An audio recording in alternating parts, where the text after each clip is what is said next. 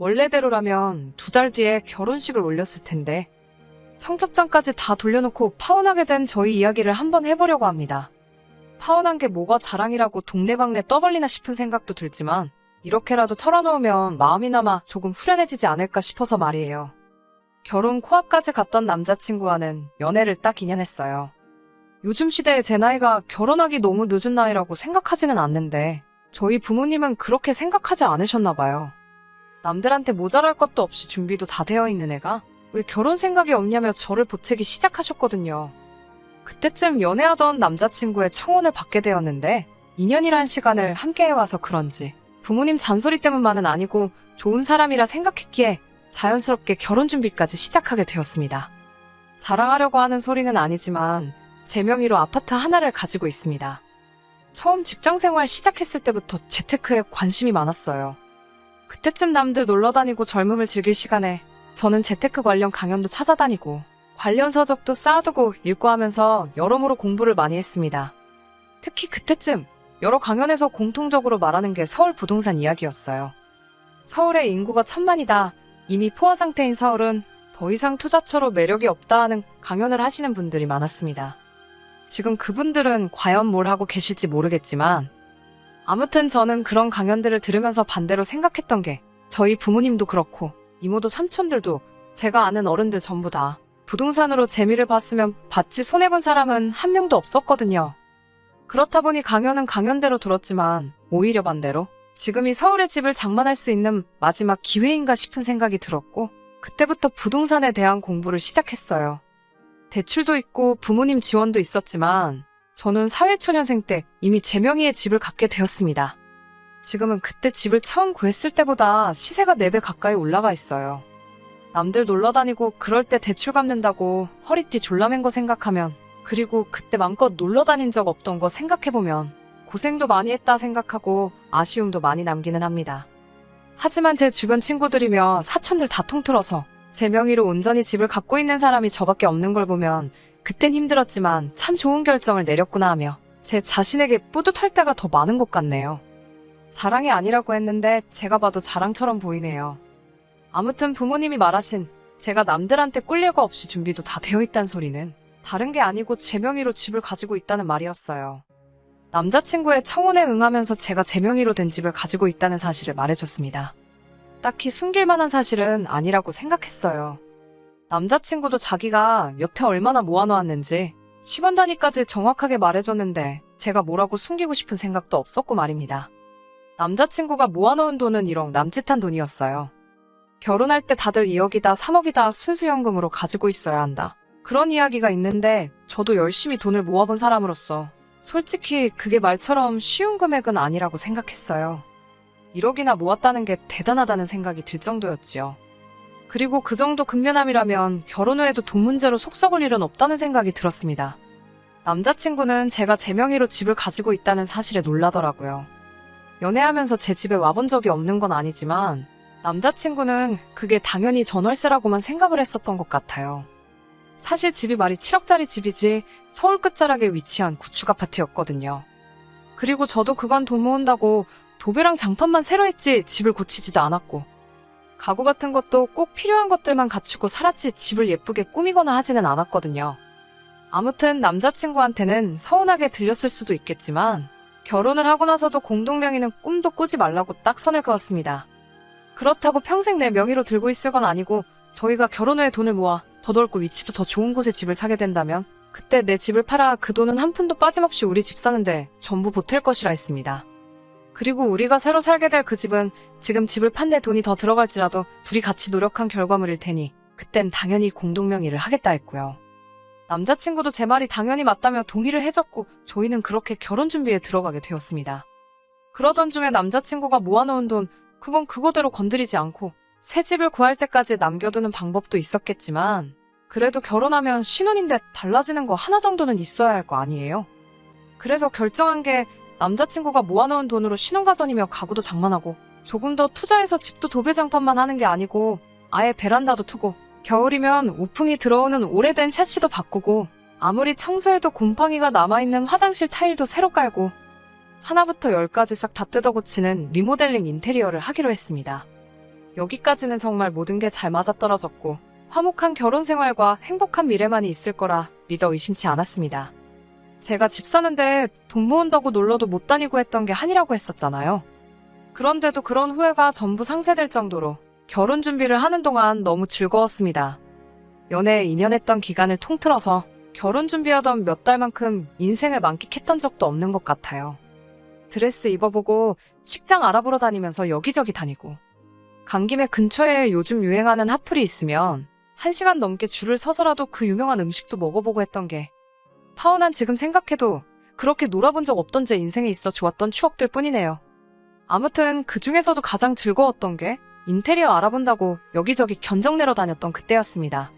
제 청춘 맞춰 장만한 집이었던 만큼 집에 대한 애착은 강했지만 처음 이사 들어올 때 벽지 새로 바르고 바닥장판 새로 깔아준 게 제가 한 리모델링의 전부였으니까요. 살면서 집을 고치고 싶다는 생각을 골백 번도 더 했던 터라 리모델링 알아보러 다니면서 벽지며 타일이며 고르면서 들었던 기분이 내 자식이 있으면 새 옷 사주는 기분이 이런 기분일까? 싶을 정도였습니다. 그렇게 여기저기 인테리어 사무실 돌아다니며 견적 비교해보고 있던 와중에 남자친구한테 한 사람을 소개받게 되었는데 그건 다른 사람이 아니고 저희 신우가 될 사람, 남자친구의 누나였습니다. 파혼했지만 편의상 예비신우라고 부르도록 하겠습니다. 예비신우는 남자친구와는 터울이 좀 있었고 이미 결혼도 하고 가정을 꾸리고 살고 있었어요. 결혼 준비하는 동안 따로 소개를 받은 적이 없었는데 그래서 저는 남자친구가 예비신우에게 저를 소개시켜주려고 일부러 자리를 만든 거라 생각했습니다. 반은 맞고 반은 틀린 이야기이긴 한데 소개를 시켜주려는 목적도 있었지만 다른 목적이 있었어요. 누나가 앞으로 인테리어 견적 내는 걸 도와줄 거라 하더라고요. 견적은 사무실 실장님이 내주는 거지 솔직히 관련 업종에서 일하는 것도 아닌데 예비신우가 뭐가 도움이나 되겠나요? 불편하기만 한 마음뿐이라서 그냥 마음만 받겠다고 거절하는데도 남자친구는 꼭 누나가 도와주고 싶다 하니 그렇게 하자고 저를 설득해왔습니다. 남자친구 딴에 오해를 충분히 할 수도 있었기는 해요. 말씀드렸다시피 제가 제 집을 꾸미는 것 또한 처음이었고 그게 너무 즐거웠다 보니 견적을 내러 다닌 곳이 한두 군데가 아니었거든요.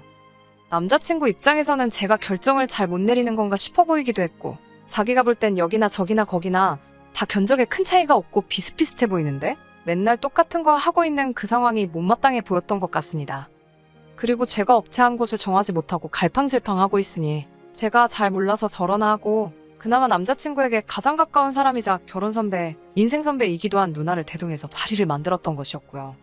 그래서 본의 아니게 예비신우와 인테리어 견적을 받으러 다녔습니다. 그러는 중에 예비신우와 대화를 많이 나눴는데 그때까지만 해도 그냥 평범한 보통 사람이라 생각했지 뒤로는 그런 꿍꿍이를 가지고 있는 사람이라고는 상상도 하지 못했어요. 예비신우가 이런저런 질문을 많이 했어요. 남편 될 사람의 누나니까 많이 궁금도 하겠다 싶어 크게 신경 쓰지 않았는데 그 나이에 벌써부터 집이 있냐? 참 부럽다 하는 이야기를 했었거든요. 부모님이 사주신 거냐 했는데 도와주시긴 했지만 결국 그 돈은 내가 다 벌어서 갚았다 하는 속사정까지 이야기하게 되었고요. 그리고 예비신우가 제 명의 집이 정말 온전히 제 명의로 되어 있는 집이라는 사실을 알았을 때 제 집에 대해서 꼬치꼬치 캐묻기 시작했습니다. 평수는 어떻게 되냐? 주변에 마트 같은 상권은 잘 되어 있느냐? 가장 가까운 지하철역이 걸어서 몇 분 거리냐 하는 조금 세세한 것들까지 말이에요. 그때야 예비신우 꿍꿍이 속을 상상도 해본 적이 없던 상황이다 보니 별다른 의심 없이 다 대답을 해줬습니다. 그러면서 예비신우와 함께 몇 군데 더 인테리어 견적을 내러 다녔는데 결국에는 제일 처음 견적 내러 간 곳의 사장님보다 믿음직스러운 곳이 없어 보여서 그쪽과 계약을 하기로 마음을 먹고 있었어요. 그런데 예비신우가 그런 건 계약을 확실하게 해야 한다며 저는 어리니까 잘 모를 테니 복잡한 건 자기가 해준다며 나서대요. 계약금 걸어놓고 공사 중에 중간정산 한번 하고 그리고 공사 다 끝나고 나서 하자가 있는지 확인한 뒤에 입주 청소까지 하고 그리고 나서 잔금 치료비로 사장님과 다 이야기가 되어 있던 상황이었는데 그리고 아무리 남자친구 돈이라지만 제 집 리모델링 계약하는 건데 왜 저러나 싶었습니다. 제가 해도 된다고 하니 그래도 한 푼 두 푼 쓰는 것도 아니고 큰돈 나가는 건데 괜히 잘 모르는 제가 했다가 큰일이 나면 어쩌냐며 자꾸 자기가 해주겠다며 우겨대기 시작하는 겁니다. 리모델링 하는 저 사람들이 어떤 사람들인지는 아냐고. 지금이야 돈 준다니까 저러지만 한번 돈 받고 나면 얼굴 싹 바뀌는 사람들이라고 험담을 하면서 자기가 저보다 인생 경험도 많고 하니 도와주겠다고 우기는데 얼마나 막무가내로 나오는지 괜찮다 하는데도 자기 의견을 굽힐 생각이 없더라고요. 고집도 그런 황소고집이 또 있나 싶대요. 보아하니 자기 손에 맡기지 않으면 어차피 그 뜻을 굽히지 않을 것처럼 보이고 결국엔 돈이 남자친구 통장에서 빠져나가게 되는 거니 똑같은 걸로 신랑이 하고 싶지도 않아서 예비신우한테 그렇게 하라고 했습니다. 대신 남자친구한테도 한마디 했어요. 알아서 잘해주겠다 했지만 못 믿어온 건 못 믿어온 거고 너네 누나가 말하는 그 실수를 자기 자신이 할 수도 있는 거 아니냐고. 그러니까 꼭 누나만 믿지 말고 너도 두 번 세 번 확인하라고 몇 번을 강조했는지 몰라요. 그리고 그 선택이 아무 문제 없을 거라 생각했던 제 결혼을 파혼으로 치닫게 만들 거라고는 생각도 못했습니다. 사연 시작했을 때 밝혔던 것처럼 모든 게 다 준비가 되어 있었습니다. 결혼식 날짜까지 정했고 청첩장까지 돌렸으니 이젠 진짜 식만 올리고 신혼여행 다녀와서 결혼 생활 시작하는 거 말고는 남은 게 아무것도 없는 상황이었지요. 딱 하나 마무리가 되지 않은 게 있다면 제 집 리모델링이었어요.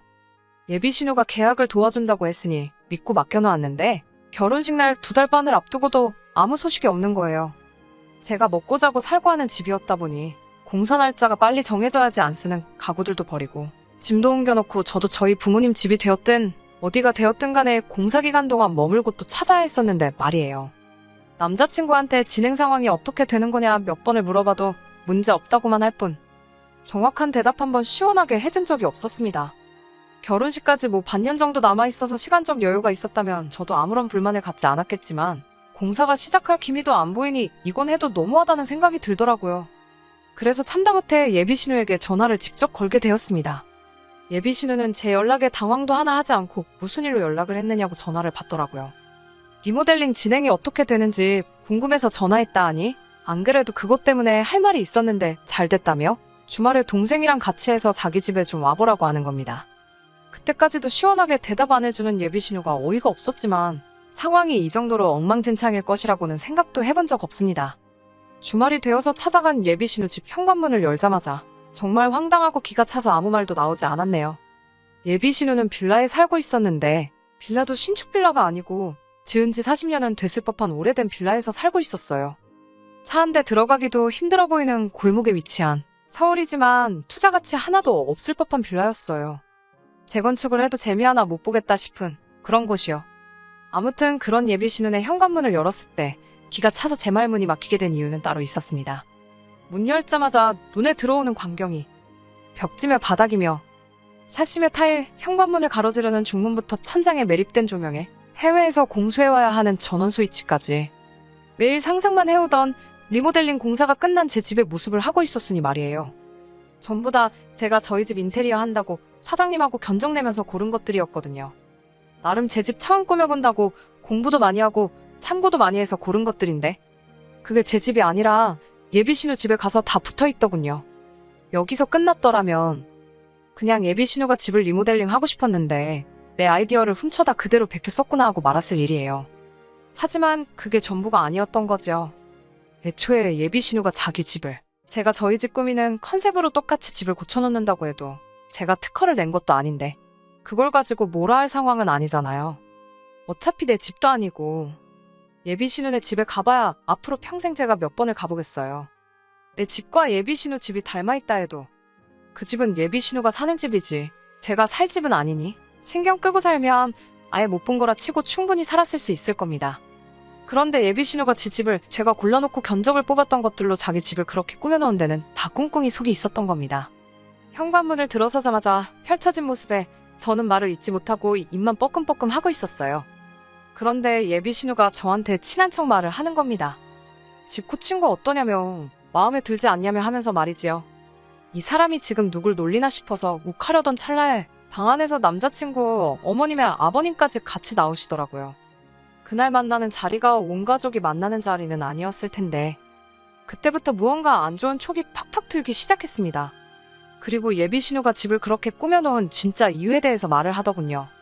일단 어이없는 마음을 진정시키고 거실에 펴놓은 상 앞에 앉았습니다. 집이 어디서 많이 상상했던 내 신혼집이랑 똑같다고 면전에 대놓고 일부러 불편한 기색을 숨기지 않고 예비신우에게 말했어요.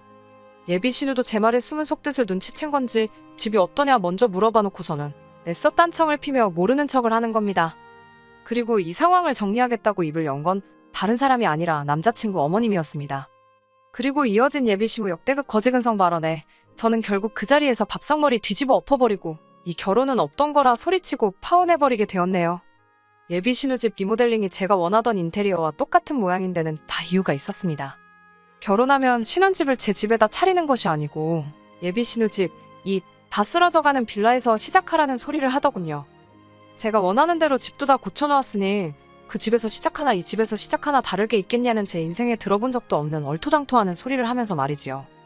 예비 시모고 어른이고를 떠나서 그 말이 끝나기 무섭게 그게 무슨 말도 안 되는 소리냐고 곧바로 반문을 했습니다. 예비 시모가 제 말을 끊으면 한다는 소리가 어차피 한 식구가 될 건데 서로 돕고 살아야지 않겠냐면서 제 집과 예비 신우 집을 바꿔 살아야 하는 이유에 대해서 설명을 해주더군요. 너네는 이제 막 시작하는 신혼부부지만 예비 신우네는 애도 딸려있고 애도 이제 학교 들어가고 할 텐데 제 아파트가 예비 신우 집과 비교하면 학군도 더 좋고 애들도 요즘 친구 사귈 때 어디 사는지가 중요하다고 하는데 빌라에 산다고 하면 아무래도 기가 죽지 않겠냐는 거예요. 거기에 집안 어른인 손이 신우가 빌라 사는데 어떻게 동생네가 아파트에 살 수 있겠냐며 좋은 건 먼저 어른에게 양보를 하는 게 맞지 않겠냐는 겁니다. 그리고 바꿔 살라는 게 아예 명의를 바꾸라는 게 아니고 집만 바꿔 살라는 소리니 너무 억울해할 거 없다고 하는 겁니다. 니네가 이제 결혼해서 아이가 생기고 태어나고 하는 시간만 넉넉히 잡아도 1년은 더 걸릴 거고 그 애가 학교 갈 나이가 되는 것까지 계산해보면 8년은 더 걸리는 일이니 10년 세월이면 예비 신혼에도 돈을 모아 더 좋은 집으로 이사를 나갈 테니 그때 가서 다시 너가 너네 집 들어가 살면 되는 거 아니겠냐 하는 겁니다. 이러면 남매끼리 우애도 지키고 시조카도 기펴고 살 수 있고 손해보는 사람 아무도 없이 다 같이 좋은 거 아니냐는 소리를 하더군요. 세상에나 정말 여태껏 듣도 보도 못한 개소리나 다름없는 이야기를 계속 듣고 있어야 하나 싶더라고요. 이때 이미 제 머릿속에는 결혼이고 나발이고 다 개나 줘버리고 이 자리 박차고 나가야겠다는 생각밖에 없었습니다. 그래도 그냥 가자니 여태껏 낭비한 시간 생각하니 열받고 가만히 당하고 있을 수만은 없어서 저도 한마디 했네요. 손해는 아줌마네 집구석 사람들만 안 보는 거지 지나가는 사람 아무나 붙잡고 물어보라고 했어요. 예비 시모는 제가 아줌마라고 부른 말에 열이 받은 듯 보였지만 괜히 제 기분 건드렸다가 예비 신우가 제 명의 아파트에 들어가 사는 계획이 물거품이 될까봐 한 수 접고 부들부들 거리고 있더라고요. 예비 신우가 이대로는 안 되겠다 생각했는지 그제서야 입을 열더라고요. 다른 걸 다 떠나서 시조카 생각해서라도 자기들이 돈 모아 이사 나갈 때까지 집을 빌려달라고 하더라고요. 시조카라는 말 하지 말라고 아직 결혼도 안 했는데 시조카는 무슨 그냥 동네 놀이터에 놀고 있는 남의 집 자식이랑 다르게 뭐냐고 한마디 했네요. 이 모든 일의 원흉이 예비 신우처럼 보이겠지만 사실 진짜는 따로 있었죠. 진짜는 바로 이 더러운 꿍꿍이가 진행되는 걸 몰랐을 리 없는 2달 뒤 내 남편이 될 남자친구였습니다. 제가 미쳐 날뛰고 있으니 남자친구가 그제서야 자기는 몰랐던 일이라며 딱 잡아떼는데 거짓말도 사람 봐가면서 하라고 그 자리에서 남자친구 뺨따기를 있는 힘껏 올려붙이고 나한테 사과도 하지 말고 니네 식구들 위해 평생 니 혼자 양보하고 희생하며 살라말하고 자리에서 일어나면서 밥상머리 뒤집어 버려놓고 그 길로 그 집구석을 빠져나왔습니다. 며칠 동안 오는 문자며 전화며 다 씹어버리고 있었는데 남자친구가 제 퇴근 시간 맞춰서 제 집 앞에서 기다리고 있었어요. 머리를 바닥에 찌으며 무릎 꿇고 사과해도 받아줄 생각 따윈 없었습니다만 남자친구도 이미 이렇게 돼버린 상황에 제 마음을 돌릴 수는 없겠다는 생각을 한 건지 어이없게도 본전 이야기를 하더군요. 제가 집을 해오는 거나 마찬가지였던 결혼이었기에 결혼에 관련된 비용 전부 다 남자친구가 모아놓은 돈으로 하고 있었거든요. 집까지 찾아와 한다는 소리가 파혼은 네가 하자고 한 거니? 여태까지 들어간 비용부터 해서 예약해놓은 것도 위약금을 내야 하니 그 돈을 저보고 내라고 하는 겁니다. 거기에 더불어 지네 누나 집 고친 것도 자기 돈으로 한 건데 제가 일방적으로 파혼을 했으니 그 돈도 돌려받아야겠다는 겁니다. 말 끝나기 무섭게 그날 니네 누나 집에서 맞은 뺨이 덜 아팠냐고 구둣발로 정강이를 차버렸어요. 다리를 부여잡고 쓰러질랑 말랑하는 남자친구한테 마음 같아선 사기죄로 고소를 해버리고 싶은데 내 아까운 시간 낭비한 거 말고는 아직 내 돈 손해본 게 없으니 참는 거라고 어디 한번 누가 이기는지 법대로 한번 해보겠냐고 으름장을 놓으니 못 이기겠다 싶었는지 그냥 내빼더라고요. 연애하는 동안 남자친구나 남자친구 가족이나 저렇게 거지근성으로 똘똘 뭉친 사람들인 걸 미리 알았더라면 애초에 결혼은커녕 연애조차 하지 않았을 거예요. 그걸 진작에 캐치해내지 못했기에 시간 낭비를 하게 만들었지만 청첩장까지 다 돌린 마당에 결혼식 2달 앞두고 파혼했지만 아쉬운 마음은 하나도 없네요. 그래도 남자친구가 지 돈 들여서 다 쓰러져가는지 누나네 집 리모델링 싹 다 해줬으니 남자친구 어머니 말 맞다나 남매끼리 우애도 돈독해졌을 거고 호박에 줄 긋는다고 수박 되겠냐마는 남자친구 누나도 새 집에 사는 기분이라도 낼 수 있을 테고 지 돈만 누나한테 날렸지 지네 집 식구들 손해보는 사람은 아무도 없게 되었으니 그 집구석 사람들은 아들 동생 돈으로 이미 소원 성취한 게 아닐까 싶습니다. 끝까지 들어주셔서 감사합니다. 오늘의 사연은 여기까지입니다. 구독과 좋아요, 알람 설정 부탁드리고 더 좋은 사연으로 다시 찾아뵙겠습니다. 감사합니다.